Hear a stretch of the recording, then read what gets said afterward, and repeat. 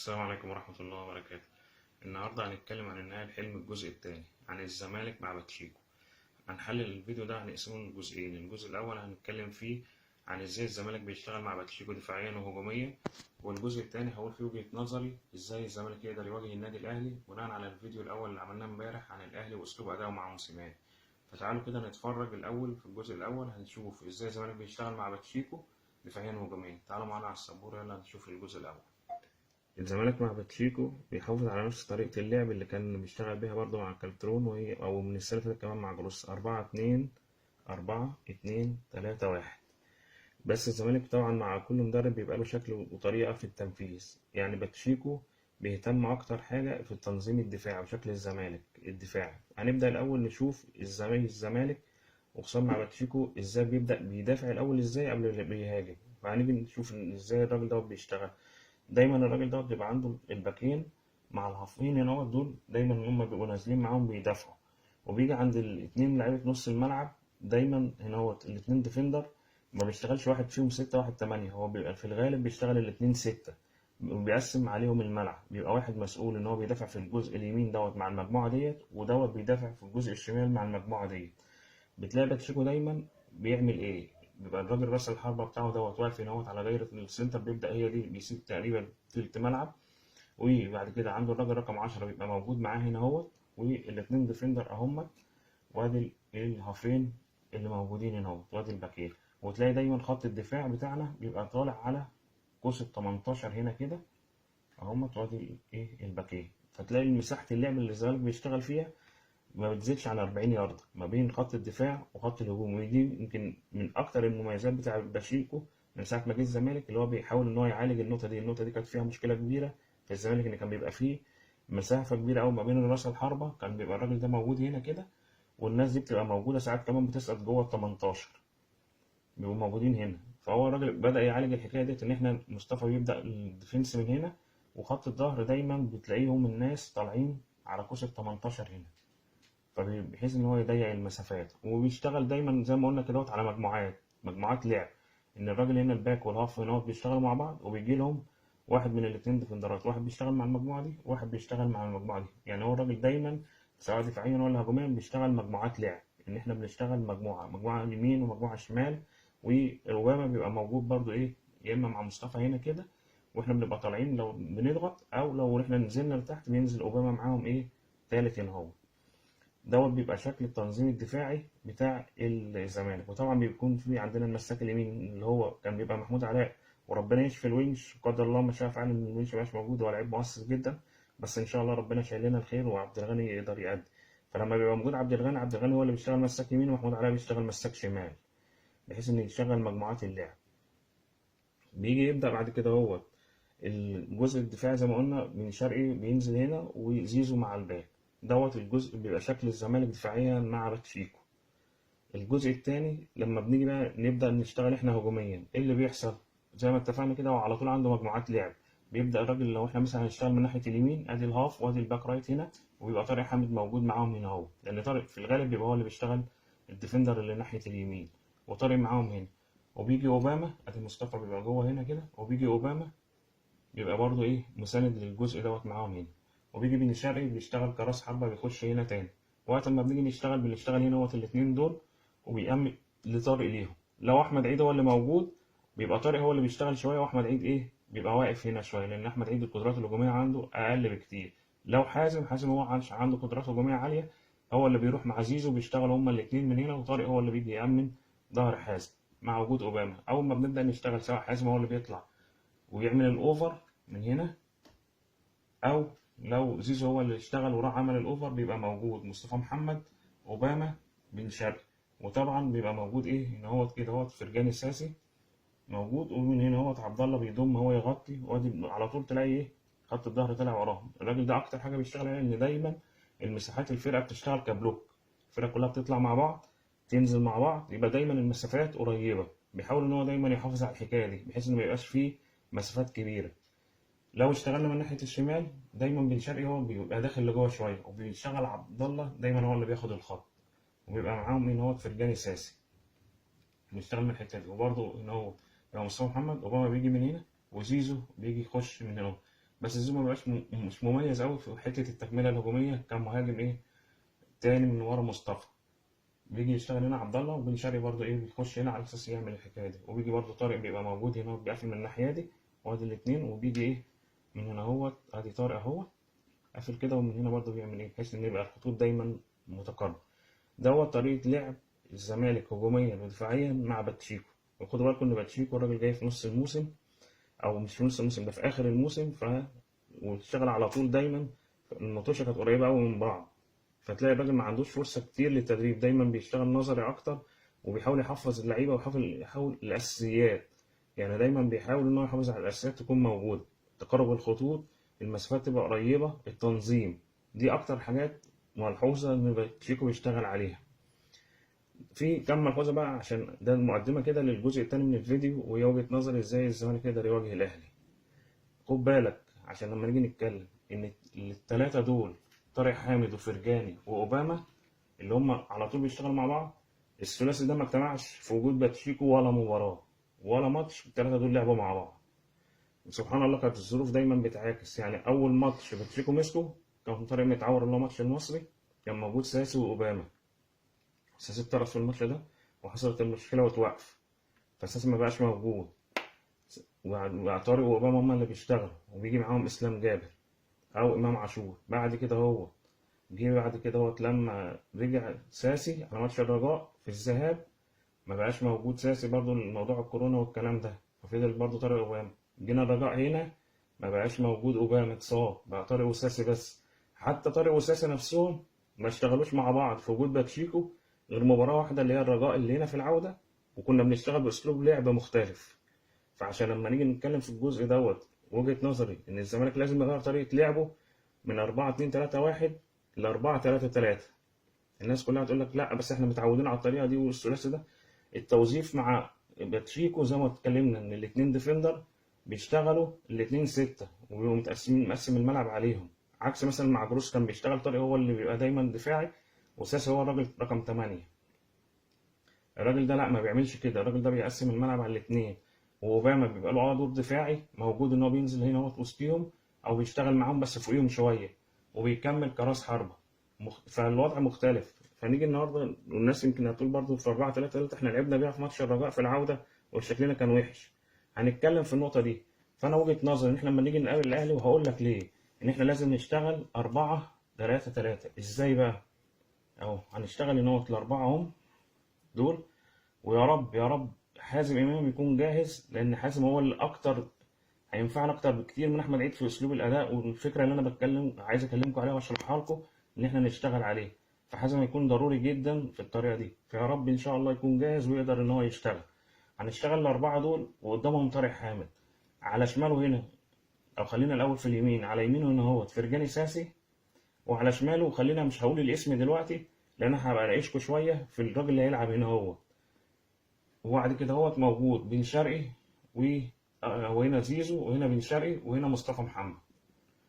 ازاي بقى هنبدا ان احنا نشتغل ونعالج المشاكل اللي كانت عندنا في ماتش الرجاء؟ المشاكل اللي كانت عندنا في ماتش الرجاء ان احنا كان عندنا الاثنين دول هم اللي بيطلعوا، يعني ادي الاثنين ديفندرات اهم بتوع الفرقه اللي قصادنا اهم بيلعبوا هنا. كنا احنا بنشتغل زيزو هنا وبن شرقي هنا، وكانوا الاثنين دول هم اللي بيطلعوا يقابلوا على الديفندرات، على الاثنين ديفندر بتوع الرجاء. فكان بيضغطوا عليهم، والناس دي هنا بتنزل كده مع الباك ليفت والباك رايت.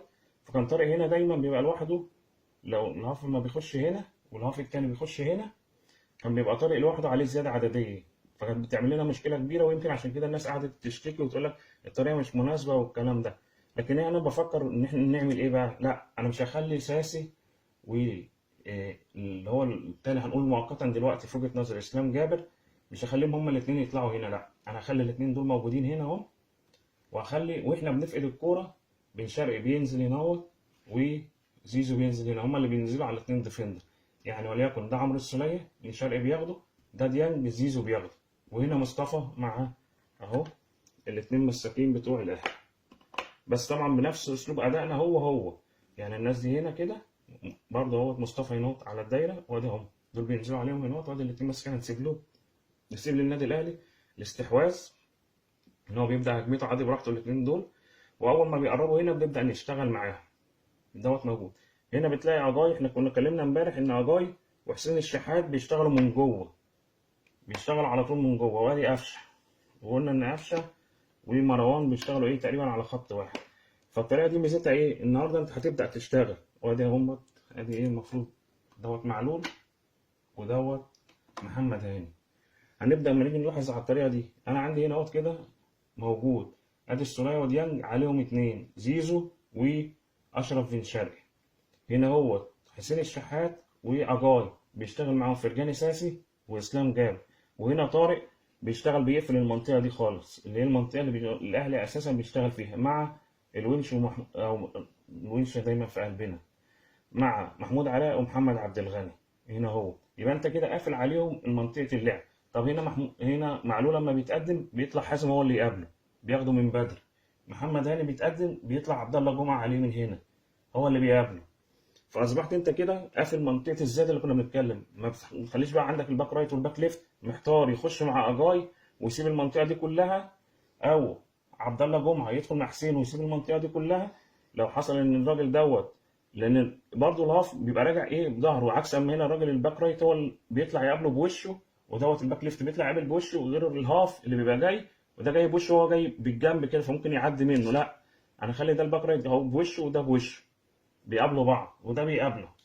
هنا ده الجزء الدفاعي. هنا اجاي وحسين الشحات شغال معاهم ساسي وشغال معاهم اسلام جابر، يبقى انا قفلت عليهم منطقه العمق اللي هو بيشتغل من، عملت له فيها زحمه كبيره. يعني لما تبص عليها كده اهم، ادي الاثنين 4 5 بتوعهم برضه بيقابلهم من عندنا احنا 3 5 موجودين. طيب انا لما بقطع بقى، ودي النقطه المهمه، انا مش عايز بس ان انا ادافع بس، لا طبعا لازم يبقى لي تواجد هجومي. هعمل ايه؟ التحولات بتاعتي هتبقى شكلها ازاي؟ ده كمان هيوفر لي في التحولات مجهود كبير لزيزو وبن شرقي، ان بدل ما زيزو وبن شرقي كانوا بينزلوا، يعني انا ادي الباك رايت هنا والباك ليفت اهو، بدل ما دول كانوا بيشتغلوا على الباكات هنا كده، فبينزل معاه لاخر الملعب، بينزل معاه كده اهوت لاخر الملعب، وبعد كده لما بيجي يتحول ياخد المسافه دي كلها هنا كده، ياخد المسافه دي كلها هنا كده. لا، انا الراجل ده لما بيشتغل من الحته دي ومن الحته ديت، انا بوفر عليه المجهود ان هو بيبدا ينطلق من نص الملعب، فيبقى عنده النفس ان هو يقدر يعمل عمليه التحول بطريقه مميزه، ويبقى عنده لسه النفس والمجهود انه يقدر يعمل التحول ده كويس. انا لما بقطع الكوره، لو انا قطعت الكوره مثلا في المنطقه هنا، هشتغل ازاي؟ عندي هو يا اما بيبدا حازم هو اللي بيشتغل هنا، بيبدا حازم هو اللي يطير ويشتغل بسرعته. عشان كده بقول لك حازم مهم جدا في الطريقه دي، ان الراجل ده عنده المهاره والحته الهجوميه كويسه، وهيقدر ان هو يفوت ويعدي من هنا. ممكن يشتغل واحد على واحد مع معلول يفوت. طيب وهنا ممكن زيزو بيجي بقى بيعاونه، لو راح له معاه ديانج هيبدا يفضي ايه منطقه نص الملعب. وهنا مصطفى، طب الراجل ايمن اشرف جه عشان يغطي مع معلول، مصطفى هو بيشتغل هنا، هيضطر يجي معاه سواء ياسر ابراهيم او رامي ربيعه. هنا بن شرقي هيبدا ياخد ايه في ظهره، وبن شرقي لان عنده المجهود الكويس دلوقتي وانا موفر عليه ان هو بيشتغل من نص الملعب ما بنزلوش داخل الملعب، هيبقى عنده القدره ان هو يقدر يخش هنا يسرق الثنائيه ويخش ويبقى موجود هنا. ونفس الحكايه لو انا هشتغل قطعت من هنا من المنطقه الشمال دي، عبد الله جمعه بسرعته ومهارته، واحنا الحمد لله ان شاء الله ربنا يوفقه ويفضل متالق على كده، عنده القدره الهجوميه ان هو يقدر يفوت هنا ويعدي واحد على واحد. برضه نفس الفكره، لو جه ياسر او رامي يقرب هنا، وبن شرقي طبعا بيبدا يشتغل معاه من هنا، يجي له في الحته دي يساعده. واول ما الراجل ده بيعدي بن شرقي بيخش هنا. وادي مصطفى، لو الراجل ده مال عليه كده ده هيجي هنا عشان بن شرقي، مصطفى هنا يبقى لوحده، الراجل ده هيخش له المسك التاني. هنا هيبقى عندك زيزو بيقدر يشتغل كويس، فيبقى عندك دايما زياده عدديه وتبقى انت خطر عليهم، موفر المجهود بتاع زيزو وبن شرقي، موفرهم للتحولات، وفي نفس الوقت قفلوا العمق على النادي الاهلي. النقطه بقى اللي عايزكم تشاركوني فيها وكل واحد يقول رايه، والكره على فكره ما فيهاش صح وغلط، الكره دايما وجهات نظر. الراجل الهاف الثالث ده هنا يكون اوباما ولا اسلام جابر؟ انا إيه مثلا واحد يقول لك اوباما عشان خاطر موضوع التحولات دي، الراجل ده متعود على طول ان هو بيكمل فيعمل لي زياده عدديه ويقدر يشتغل، ما يبقاش على طول بدافع. اسلام هيبقى عنده تحفظ والكلام دوت، فهيبقى عندي الكثافه العدديه في الحته الهجوميه قليله. بس انا شرحت لك اهو ان انت دايما في كل هجمه هتبقى عندك هيبقى تشتغل فيها خمسه. يعني انا عن نفسي شخصيا بقول اسلام جابر. وليه؟ النهارده عبد الله انا بقول لك هو اللي هيبقى بيشتغل الجزء الهجومي هنا، اسلام جابر راجل اشتغل مع باتشيكو باك ليفت، فيقدر يقفل الحته دي، ويبقى هو لو عبد الله الكره اتقطعت يقدر يشتغل له هنا هو، ويجي ايه فرجاني يقفل مع طارق حامد اهوت، لو طارق مال كده اهوت مع اسلام، وفرجاني ايه يعمل كده اهو، وهنا هو هيبقى حازم موجود. يبقى انت قافل برضو ايه، دايما بتهاجم بخمسه، وادي هم ادي دايما الخمسه موجودين، وفي نفس الوقت بتدافع بايه بخمسه. دايما على طول انت موجود وشغال، خمسه قدام وخمسه ورا. وممكن ساعات في بعض الهجمات تلاقي فرجاني ساسي، او لو من هنا يبقى اسلام جابر بيشتغل معاهم وبيأمن من هنا، او فرجاني هو اللي بيشتغل في الحته ديت وبيكمل معاه في ظهرهم. فدايما هيبقى عندنا ازاده عدديه. وطبعا دي كلها الكلام كله على الورق، لازم اللعبه هي اللي بتنفذ وهي اللي بتأدي الكلام ده. فانت هيبقى عندك حل كويس، ودايما عندك كثافه هجوميه وكثافه دفاعيه، وقافل على النادي الاهلي الحته اللي بيشتغل عليها العمق. وفي نفس الوقت زي ما قلنا اهم اتنين لعيبه عندنا هم زيزو وبن شرقي، انت موفر لهم المجهود، بدل ما تشغلهم على الخط كله ينزل لاخر الملعب ويطلع لاخر الملعب، لا ده انا بشغله من نص الملعب، ويبدا ان هو يشتغل، سواء ان هو بيطلع مع الراجل هنا والهجمه هنا بيطلع يتعاون معاه والتاني بيكمل معاه راس حربه، او ان هما الاثنين بيشتغلوا هما اللي جوه، والباكات سواء الباك رايت بيشتغل من هنا او الباك ليفت بيشتغل من هنا. دي وجهة نظري، الزمالك ازاي يشتغل على النادي الاهلي، ويبقى قفلنا الحاجات اللي لمنا نقطه القوه بتاعت النادي الاهلي، الجزء الزياده العاديه اللي بيعملوها في العمق. وفي نفس الوقت طارق هنا قفل المنطقه بتاعت قفشه دي في الجزء دوت، ان هو لما بيتحرك هو بيقفل عليه زاويه التمرير، ويبقى عندك حريه برضو لطارق ان هو يشتغل. وفي نفس الوقت بس مهم جدا مهم جدا، عبد الغني ومحمود علاء مع حازم مع عبد الله، لازم يكون في واحد هو اللي قائد خط الظهر، هو اللي بيتكلم، وخصوصا في موضوع الاوفسايد. يعني انا بتمنى ان احنا ما نطلعش دايما في موضوع الاوفسايد ده الا نادرا، ولو هنطلع واحد هو اللي بيطلع خط الظهر كله، مش كل واحد، مش مثلا قفشه هنا اللعبه اللي بيلعبوا عليه، قفشه هنا يتحرك والراجل ده يروح معاه محمود علاء ويروح طالع ويسيب ده واقف ما يطلعش، او يكون باك من الباكات دول بيكمل للاخر هنا مع معلول ولا حاجه يبقى مغطي والاثنين دول طلعوا. لازم واحد هو قائد، وانا بقول لازم يكون محمود علاء هو اللي بيقود خط الظهر كله، هو اللي بيوجه، هو اللي بيقول مين يلا يا جماعه طالعين. يبقى واحد بس، مش كل واحد مع نفسه شاف موقفه يروح واخد القرار وطالع لوحده ويسيب الباقي، او يكون في باك مغطي وما يتكلمش. ومع ابو جبل طبعا ان هو لازم هو برده من ورا هو اللي كاشف الملعب يبدا يتكلم، بس يكون خط الظهر خصوصا في الطلوع على الاوفسايد ده، وواحد يبقى متنبه كده على اللعيبه ان الراجل ده هو اللي هيطلعنا، هو اللي هيقول، ما يبقاش واحد ياخد من موقفه كده قرار لوحده وانا هطلع لوحدي، لان دي نقطه النادي الاهلي بيلعب عليها جامد. فدي وجهة نظر ان احنا لازم زي ما قلنا كده 4-1 4-1، يبقى ده شكل نادي الزمالك 4-1 4-1، ويبقى هنا هو موجود فرجاني، وفي سواء بقى اسلام جابر او اوباما، يا ريت تشاركونا انتوا في تعليقاتكم وتقولوا لنا اللي شايف اسلام جابر يقول ليه اسلام جابر، واللي شايف اوباما يقول ليه اوباما. لان انا بصراحه اوباما انا بقلق منه انه يلعب في الحته دي، حته الاستلام والتسليم والمياصه شويه اللي عنده، الكرة هنا يعمل واحدة غلط ولا حاجة تبقى مشكلة كبيرة، خصوصا لو ديانج بيضغط والكلام ده والأهلي بيضغط هنا، تبقى عندنا واحنا طالعين بالكرة يعمل لنا مشكلة كبيرة. لكن طبعا خبرة أوباما الأعلى، ثقته في نفسه، إن هو زي ما قلنا بيكمل هجوميا هيديك الحل الهجومي، يبقى يدي ثقة للعيبة. ده موجود وده موجود، فيا ريت تبقوا تعلقوا وتقولوا لنا انتوا ايه رأيكم، أوباما ولا إسلام جابر، وايه رأيكم في الطريقة، هل كده فعلا نقفل على الكلام ده ولا لا. ده كانت وجهة نظري ازاي نقدر نقابل النادي الأهلي في المباراة القادمة. يا رب إن شاء الله ربنا يوفقنا ونقدر نحقق البطولة يا رب. يا رب يا رب اجعل شهر نوفمبر ده زي شهر فبراير، اللهم اكتب لنا الفرحة بالفوز ببطولة أفريقيا. يا رب اللهم اجعل البطولة دي من نصيب نادي الزمالك، فرحنا يا رب بالبطولة يا رب، ويا رب اكتب لنا الفرحة ونحتفل إن شاء الله بعد المباراة. السلام عليكم ورحمة الله وبركاته.